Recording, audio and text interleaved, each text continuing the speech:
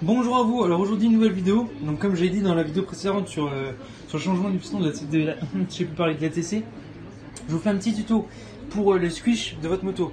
Donc ça marche aussi bien pour 125, pour 250, pour 50, pour 86, pour ce que vous voulez. Tout ce qui est 2 temps, etc. Même le 4 si vous avez besoin. C'est le même principe. Donc voilà, pour ça qu'est-ce qu'il va vous falloir? Donc il va vous falloir un pied à coulisse, donc numérique ou pas, peu importe. Juste un pied à coulisse. Pied à coulisse, du fil d'étain. Donc fil d'étain, pas de diamètre particulier. Prenez juste pas du... Bon là moi je vous conseille celui que j'ai. C'est du quoi? C'est du 1 mm. Voilà. 1 mm c'est très bien. Voilà, moi je suis toujours avec du 1 mm, ça va très bien. Maintenant je pense que vous pouvez prendre du 2. Maintenant en dessous de 1, peut-être pas parce que ça risque de faire petit. Et style si vous avez un squish assez gros, vous sentirez peut-être pas la différence. Parce que moi je sais que généralement c'est à 0,8.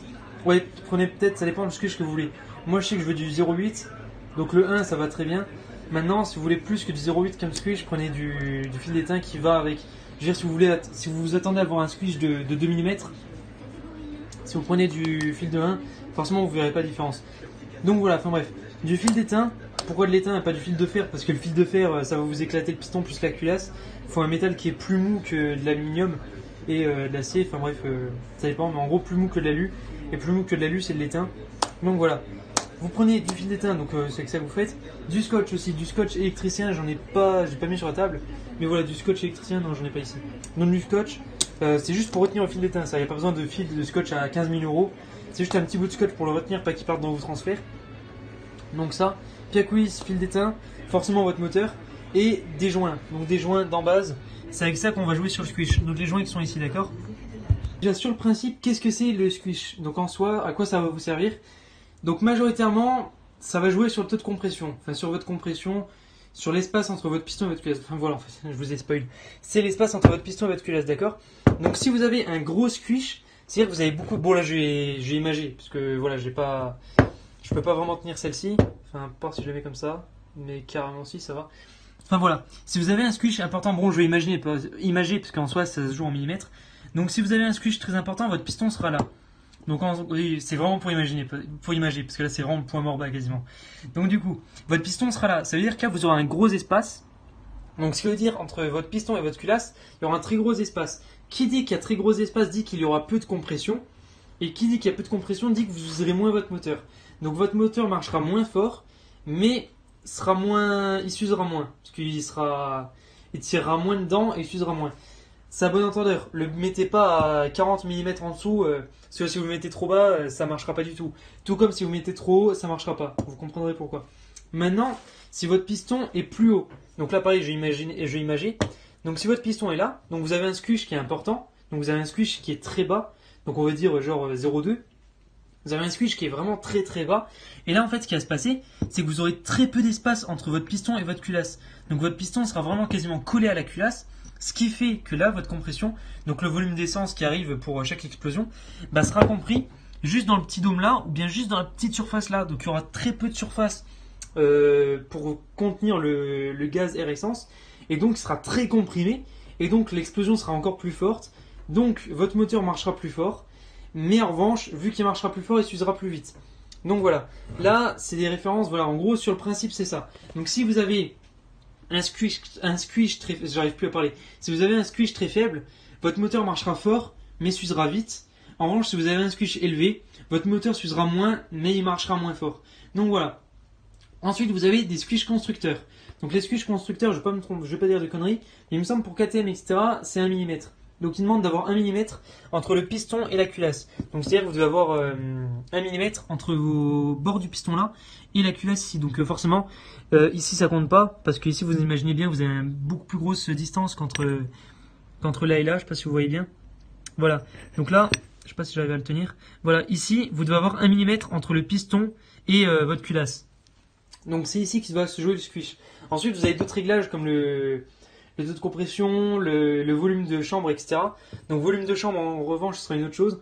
Donc il faudra que votre moteur soit fermé, que vous mettiez de l'eau dedans, que vous calculez le volume, etc.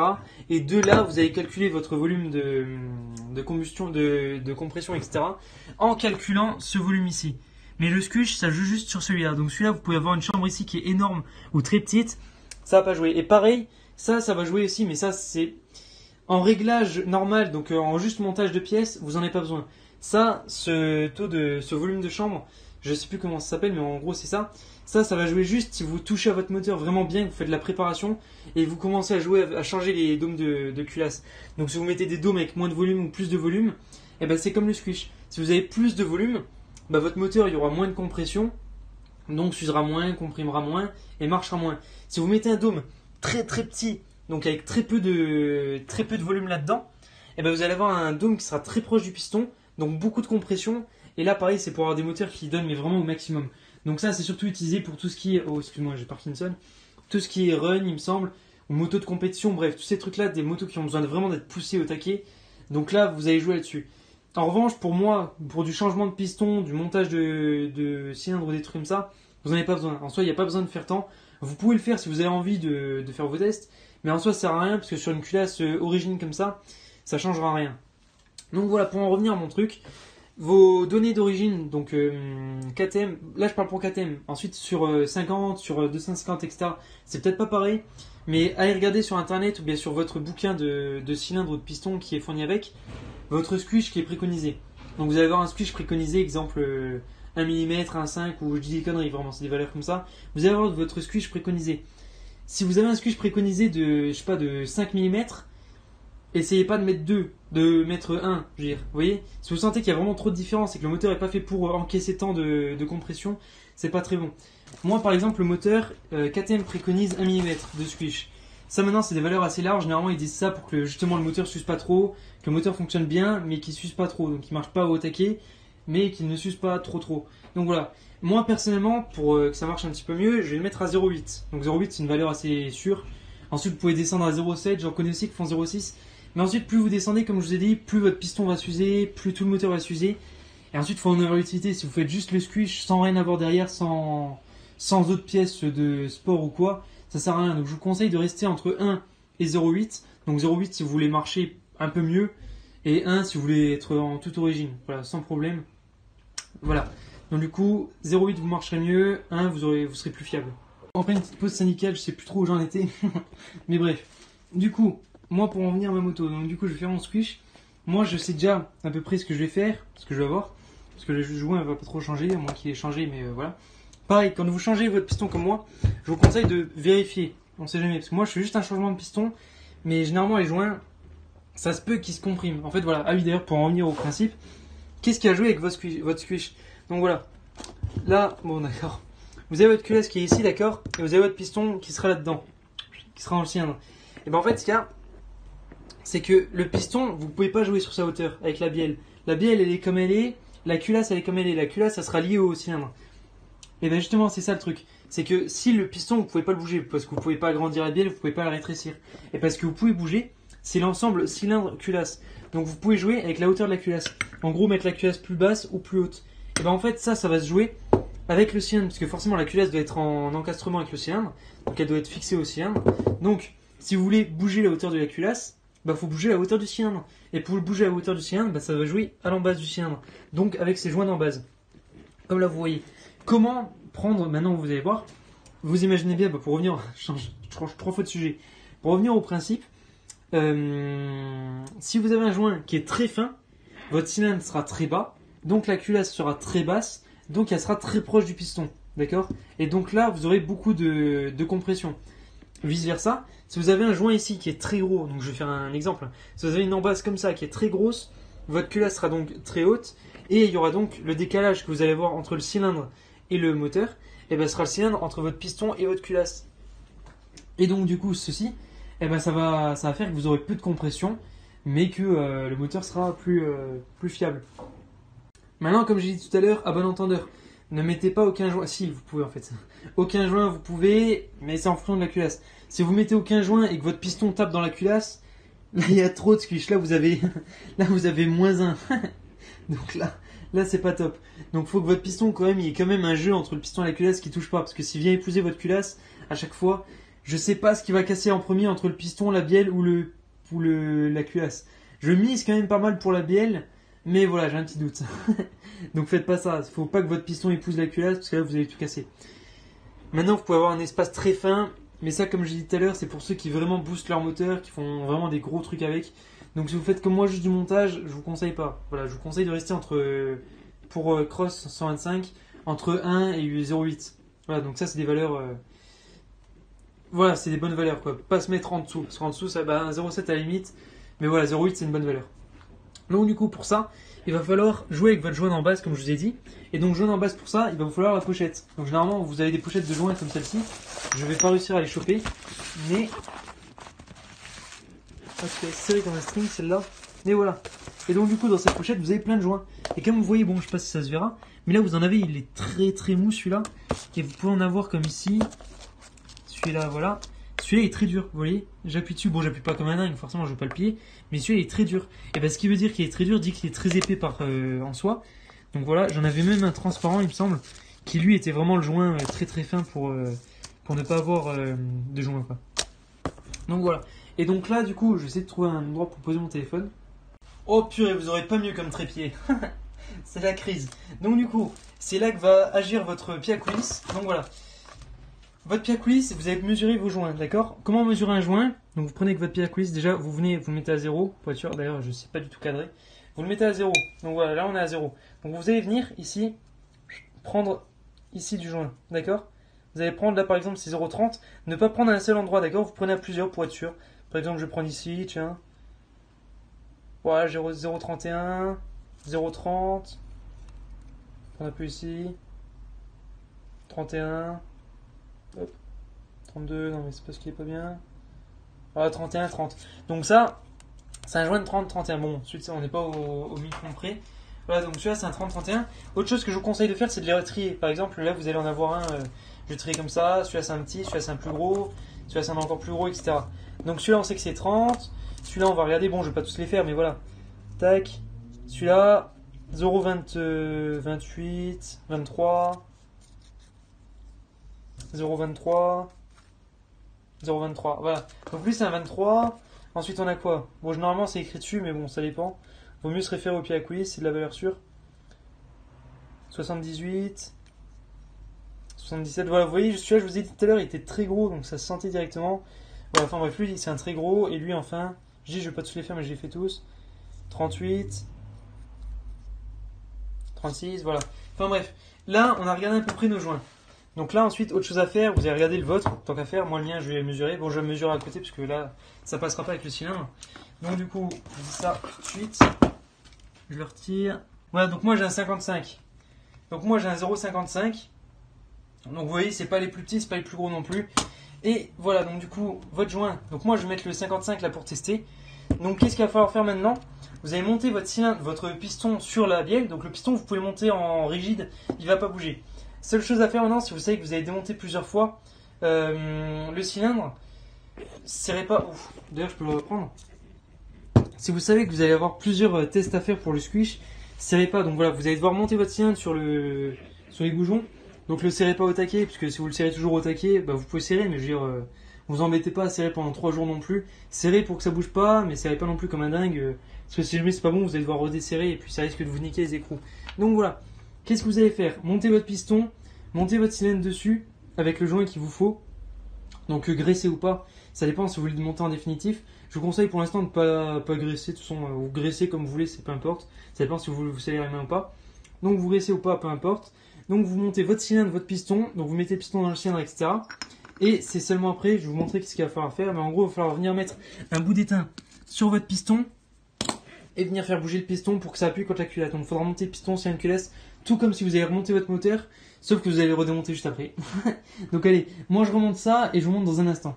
Maintenant pour la vidéo squish, j'ai fait la chose qu'il fallait pas faire, c'est graisser le piston. Donc je vais essuyer toute mon huile. Voilà pourquoi, parce que sinon le scotch ne tiendra pas. Donc du coup voilà, vous montez votre piston etc. avec les goujons c'est possible. Vous pouvez en mettre que 2. Vous en mettez un ici, un de l'autre côté ou un là, un de l'autre côté, peu importe. Comme ça au moins votre cylindre est retenu, il n'est pas trop serré et vous passez pas 15 ans à tout serrer. Donc du coup vous mettez les deux là et juste après ça vous allez mettre, je vous montre ça. Donc maintenant qu'est-ce que vous allez faire? Vous allez prendre votre bout d'étain. Donc voilà, c'est peut-être une vue un peu bizarre. Pas besoin de prendre 15 mètres, hein. Vous prenez un petit bout. Voilà, si vous avez un piston avec, prenez la largeur du piston plus ou moins. Donc tac. Moi je sais que je vais prendre, voilà, je vais couper ici. Donc je viens là. Hop. coupe mon petit bout d'étain. Je vais regarder pour être sûr qu'il fait bien la taille de mon piston plus ou moins.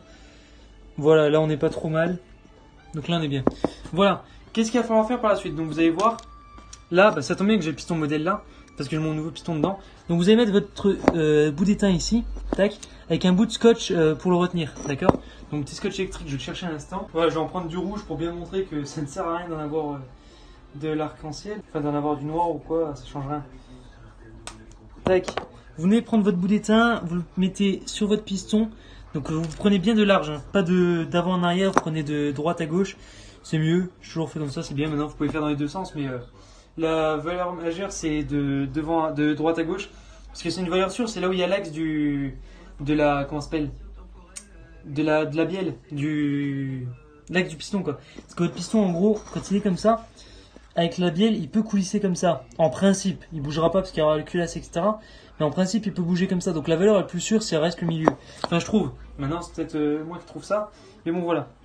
Moi, du coup, je prends mon petit bout d'étain. Je viens ici, je me mets au milieu. Et là, je vais mettre mon bout de scotch. Voilà, je retiens mon étain. Je le mets. Bon, vous voyez, là, c'est un peu gras. Il ne tient pas spécialement. Mais bon, c'est pas très grave. J'essaie de me le centrer plus ou moins. Voilà, là, on est bon. Donc, du coup, je mets ça. Donc mon bout d'étain est au milieu. Qu'est-ce que je fais maintenant? Je vais mettre ma culasse. Il faut peut-être que je tire le cylindre aussi. Oui, je vais peut-être commencer par ça. Donc voilà, une fois que ça c'est fait. Donc comme vous avez vu, je fais exprès pour vous montrer. J'ai mis un écrou ici et un de l'autre côté là-bas. Tac. Pour que ce soit en transversal. Et là en haut, j'ai mis deux vis sur la culasse. Pareil, celles qui sont dans l'axe du piston. Donc voilà. Qu'est-ce qu'il va falloir faire maintenant? Donc là, j'ai mon piston qui est monté. Mon cylindre qui est monté avec mon joint d'en base de 0,55. Ouais, 0,55.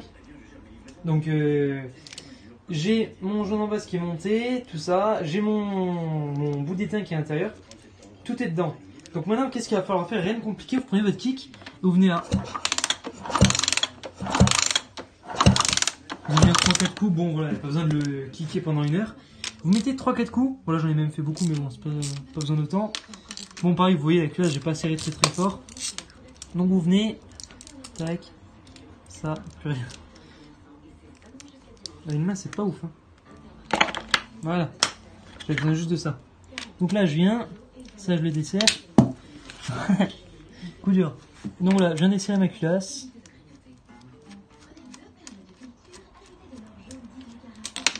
Ah, mais j'arrive pas. Hein. Bon, tant pis, je termine la main. Bon voilà, une fois que c'est fait, tac, vous avez votre culasse, donc vous pouvez la bouger. Donc il n'y en a plus besoin. Vous allez faire remonter un peu le piston. Et maintenant, vous embarquez votre bout d'étain. Voilà, donc vous prenez. Et là maintenant, je ne sais pas si vous voyez bien, mais en gros, mon bout d'étain, il est aplati. On ne voit absolument pas. Si, voilà. Vous voyez, il y a un petit peu de plat des côtés. Et bien maintenant, ce qu'on va venir mesurer. Je ne fais pas tomber ça. Ce qu'on va venir mesurer, en fait, il ne faut pas l'appuyer. Faites gaffe, pas l'appuyer ou quoi. Là, vous voyez, je ne sais pas si on voit bien. Il y a deux parties qui sont plates. Bon, comme je vous ai dit, mon fil d'étain n'est pas très gros. Du coup, voilà, moi c'est du 1 mm. Donc la différence entre 0,8 et 1 mm, là je pense que je vais être à peu près à 0,8 à 0,8. La différence entre les deux n'est pas énorme, donc on voit pas trop à l'appareil photo. Mais voilà, si je zoome en l'occurrence, je pense que ça peut peut-être le faire. Voilà, absolument pas. Enfin bref, c'est plat. Donc du coup, maintenant ce que vous allez faire, c'est que vous allez venir. Attendez, je regarde pour si ça passe là-dessus. Absolument pas, absolument pas. Et ça passe moyen. Moyen. Donc maintenant c'est moi qui vais me tourner. Voilà, donc vous retirez votre scotch. Et maintenant vous allez venir avec votre pied à coulisse. Tac, pareil comme tout à l'heure, on met bien à 0. Vous allez venir mesurer ici. Donc la petite partie qui est plate. Voilà. Donc moi j'ai 0,84 à droite. Et si j'arrive à le choper. 0,85, voilà, plus ou moins. 84, oui voilà. Donc du coup, 84 à gauche, 84 à droite, c'est kiff. N'appuyez pas trop, forcément, et ne prenez pas de côté non plus, parce que comme vous voyez, mon fil est pas très droit, donc si je le prends de côté, se trouve j'aurai 3 mm parce que entre la valeur minimum et maximum, alors que c'est pas ça. Donc vous venez de côté comme ça, perpendiculaire l'un à l'autre, vous regardez bien sur le plat, donc vous mettez bien sur le plat, j'arrive pas à le faire tourner, mais voilà.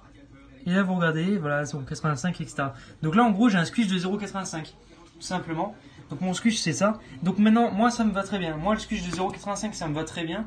Parce que c'est pas Sachant que j'ai un petit peu moins parce que j'ai pas serré très très fort. Donc à savoir que j'aurai un tout petit peu plus une fois que j'aurai bien tout serré. Mais voilà quoi, là en l'occurrence c'est à peu près ça. Si jamais vous voyez que vous avez un squish de, je sais pas, de 3 et que vous voulez un squish de 1, bah là ce que vous allez faire c'est que par exemple vous aviez un gros joint avant qui faisait que votre culasse était très haute, vous allez passer sur un joint plus petit. Donc vous allez prendre un joint plus petit et vous refaites ça. Donc vous redémontez votre cylindre, vous remettez vous redémontez votre cylindre complet, vous mettez un autre joint en base et vous remontez votre cylindre. Pareil, si vos joints en base vous n'avez pas la bonne taille, par exemple vous voulez un squish de 0,83 et que votre squish avec les joints vous êtes juste à 87 ou 82, et ben vous allez faire des cumulations de joints. Par exemple vous allez prendre un petit joint plus un moyen, ou un moyen plus un gros, etc. Enfin bref, vous allez faire vos additions, prenez vos additions de joints et en gros chaque, comment dire, là j'ai 0,85, d'accord, vous voyez 0,85, si j'ai envie d'avoir 1, bah pour avoir 1, il faudrait que je rajoute 0,20. Et bah par exemple là j'ai mon joint d'en base qui est de 0,50, et bah je vais mettre 0,70. Ou alors si j'ai pas 0,70, bah je vais mettre 0,50 plus 0,20. Comme ça j'aurai plus 20 mm ici. Et donc en gros vous allez venir faire le cumul. Donc ça plus ça. Et bah là vous allez avoir votre joint. Par exemple, bon je dis une connerie, je vais les allumer à la vite fait. Voilà. Et donc là du coup si j'accumule celui-là avec celui-là, bah au final j'aurai un joint de 1,16. Vous voyez, j'aurai un squish de 1,16. Si je mets mon joint actuel plus le joint là, et ben j'aurai un squish de 1,16. Enfin bref, ça en gros c'est pour vous expliquer un petit peu comment ça se passe. Donc j'espère que vous avez compris plus ou moins. Donc dites-moi si c'est le cas ou pas, si ce tuto vous aurait été utile. Mais en gros voilà, j'espère que vous avez plus ou moins compris. Donc et pour en revenir à ce que je disais, moi mon squish est bon, donc ça je continue. Mais vous, si jamais c'est pas bon, recommencez, d'accord? Vous recommencez tout, vous démontez votre cylindre, vous changez le joint en base et vous remettez. Comme j'ai dit tout à l'heure, bon, j'ai déjà expliqué, mais faites gaffe, pas trop comprimer non plus, si jamais c'est de l'usage normal. Et voilà, donc en gros, vous avez votre joint, et voilà, comprimez pas trop, parce que si vous comprimez trop, déjà votre étain passera pas et tout sera la guerre. Donc bref, là, ça c'est comment faire votre squish. Donc là, du coup, comme je vous ai expliqué tout à l'heure, c'est pour vos 50, 125, toutes vos motos. Donc là, en l'occurrence, c'est la technique qu'il vous faut. Donc c'est rien de compliqué, une fois que vous l'avez fait, c'est pas très compliqué. Donc voilà, donc j'ai à peu près tout dit, il me semble. Donc voilà. Là ensuite le bout d'étain vous pouvez le foutre à la poubelle, hein, il vous servira plus à rien. Et réutilisez pas le même d'ailleurs. Réutilisez plus le même bout d'étain. À chaque fois que vous faites un autre réglage, changez de bout d'étain, on sait jamais parce que ça peut fausser les données. Donc voilà. C'est tout pour aujourd'hui. Donc là je vais vous laisser sur cette vidéo, sur la vidéo tuto pour le squish. Donc je vous laisse sur cette vidéo. Merci à vous d'avoir regardé la vidéo, ça fait super plaisir. Donc n'hésitez pas à me dire en commentaire si ça vous a plu, si ça vous a servi ou pas, si vous avez compris ou pas. Si vous avez d'autres questions, n'hésitez pas à me contacter sur Instagram. Donc mon Instagram c'est Demeter avec le tiret du bas YT. Et c'est à peu près tout. Donc merci à vous d'avoir regardé la vidéo. J'espère que ça vous aura fait plaisir. Moi ça m'a fait plaisir de vous la faire, de vous expliquer. Donc voilà, bon alors à la prochaine et c'était Demeter.